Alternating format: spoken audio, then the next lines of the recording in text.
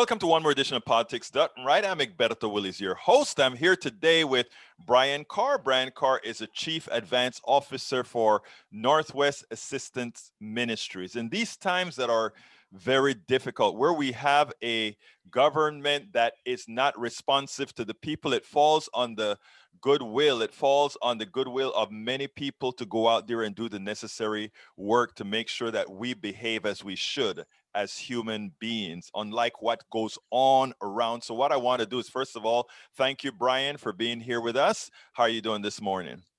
Thanks for having me, and happy holidays to you. Happy holidays, Merry Christmas, Happy Hanukkah, whatever it is to whomever. Welcome aboard. Anyhow, you are the Chief Advancement Officer at Northwest Assistance Ministries, which you guys are an organization that help people out in their times of need, in their stressful times. What are you seeing in Houston area where you work, the Northwest portion of Houston where you work, compared to what you've seen throughout the last few years? It's been really heartbreaking, the need that we have seen um, from about March all the way through today. We've seen a steady increase in requests for rent assistance, for food assistance, assistance to pay light bills. We have a family violence center that has seen an increase in domestic violence reports. Um, we've really seen people that have never asked for help before. Over 50% of those that have requested assistance from us this year, this is their first time requesting help from anyone. And so people that were really felt comfortable, that felt steady and had a good foundation under them, this year has really just pulled the rug out from underneath them. It's really been heartbreaking this year to see how many people need help. Now, tell me beforehand, tell me a little bit about Northwest Assistance Ministries. Where did you come from? How did you come about? What do you do? Where do you cover? Is it just the Houston, Texas area? Tell us a little bit about what you do. Sure. About 35, 37 years ago, 10 different congregations in the northwest area of Houston wanted to address the economic downturn that had happened because of the energy bust at that time. And they realized that as a group, they could serve the community much stronger than as individual congregations. So they started Northwest Assistance Ministries. We're faith-based, but we're not a denomination. We work with hundreds of congregations. We work with the public. We work with the school districts. We work with the government. But our main mission is to provide basic human needs. And so we have a food pantry. We have a pediatric health center. We have an assistance department that helps with rent and housing. We are one of the largest providers of Meals on Wheels to homebound seniors in the Northwest area.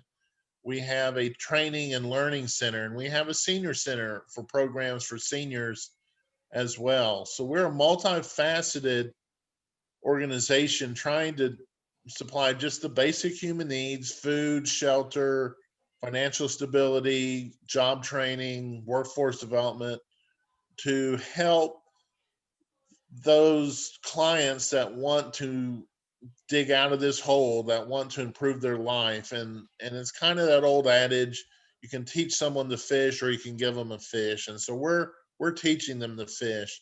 But sometimes you have to reach down and give them a helping hand, get them on solid ground so they can then better their lives. And that's where Northwest Assistance Ministries fits in. We're not welfare. We're not a government extension. Every dollar that comes to us is asked for. It's either from the public, from foundations, corporations, and so it's really is a matter of neighbors helping neighbors. Well, in a time where I have to be honest, I have lost much faith in churches. I've lost much faith in what's been going on. When I heard about what you guys are doing, a conglomeration of churches that are actually doing a good deed, all I could say is, for me, that was impressive, because what I found is that most of our, not most, but a large proportions of our churches have been in it for building the church, building the masonry, building these things that Jesus would have thrown out on the Sabbath for the things that they're building now. And to watch that there's an organization like yours out there doing what I believe the church should be doing in extension of whatever social programs there are, I'd like to give you some kudos on that, because I think it is imperative that if you are going to have these 501c3 type statuses, etc., that you actually, there's a reason for doing it. So first of all, thank you for what you're doing. Now, you stated earlier that and I like a phrase that you use. You said you're not welfare. The fact of the matter is, most people don't want welfare. Most people want to go out there and work. Most people want to do something with dignity. You talked about not giving them the fish, but teaching them how to fish. That is wonderful. The other thing, of course, is if you want to teach them to fish, you need to make sure they're fish in the sea, and also that there's a rod with which to catch the fish. So, Exactly. and that is what has been missing many times around. Now, you found that you said something that really touched me when you talk about there are people now that are asking for help that had never in their lives asked for help. Right? Americans have always, for a long time, known how to suffer in silence. Expand on that a bit, because I don't think people understand the severity with which this stuff is really hitting America and people that had never thought they would have ever gotten hit before. As I said, over half of the people that we have served in 2020, as far as rent assistance and food assistance, this is the first time they've asked for help. And we know, expanding on what you were saying, how deep they had to get in their disparity to be able to request that help, to be able to humble themselves, to be able to reach out and say, I, I need a little help here. And I'll tell you a story, a quick example. We had a gentleman that owned his own business. He was a mechanic, and his niche was he would travel to you and work on your car wherever it was. And he had a really booming business. And he was raising three daughters on his own. And they were getting along. They weren't rich by most people's needs, but they were very comfortable and they were secure. Well, once COVID hit, a lot of people lost the income to be able to get their cars worked on. And he went from 10 to 12 jobs a week down to 4 to 5 jobs a week. Then it went down to 2 jobs a week. And then the phone stopped ringing. And this man, very prideful man, very proud that he had built his business, that he was taking care of his family. He walked into NAM and he was crying. He was crying to our case managers, and he didn't know how to ask for help. He didn't even know what to ask for. And but he did, and we were able to give him some food vouchers. We were able to help him with several months rent and give him an opportunity to breathe, to then look at other ways to market his business. And while the economy still hasn't rallied completely, he's back on his feet, and he is paying his rent on his own now. And he just needed that breather. He needed a little boost to help him. He had reached the end of everything he knew to do. And I think that's a good reflection of the clients that have come in this year for the first time. They really don't even know how to ask for help. And that is, Brian, I tell you something. What is interesting is his story is a story of millions of people. All the people that I know that are needy, Okay. That's the kind of story that I hear. The stories that I hear on TV about the welfare queen and all of that, that's dramatized, right? That is generally, believe it or not, the exception. Most people, when I get up in the mornings and you go on the freeway are full. Where are Right. those people going? I try, in a lot of we're a political program, I granted, but I wanted to have you on because politics is also social issues as well. And having good works like you're doing, I think it's important for people to see. And having you say what you've said about that mechanic, I think gives a different tonality to many who would just think, oh, they're just looking for a handout. Most people don't want a handout. We had a lady just yesterday. We're doing a holiday toy distribution and holiday food. And there was a lady who waited in line for a couple of hours to come in and get some toys. And she was very polite, very respectful, very humble, very quiet lady. And we had to fill out a little sheet of paper that said, "How many children are you getting toys for?" And she just quietly said, 11. Whoa. And we said, 11? And she goes, "Yes, I'm having to raise my grandchildren."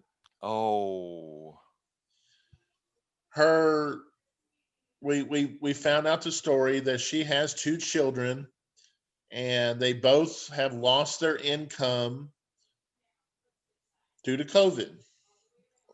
Both of them actually caught the disease, caught the virus. And so she has been raising these 11 children and she's retired. She has done her work. She has raised her family. And now, out of nowhere, she has 11 children to feed, to buy clothes for, to put a shelter over. And so she came to NAM, and we were able to load her up with a sleigh full of presents. And we got her a holiday meal with turkey and all the fixings. And she was just so grateful. She didn't want more. She wasn't asking for a big check. She wasn't asking, "Please take over for me." She just didn't know how to get toys for 11 kids on a fixed income. And to address the issue with congregations, this year we had an overwhelming need for presents, for gifts for kids. We had to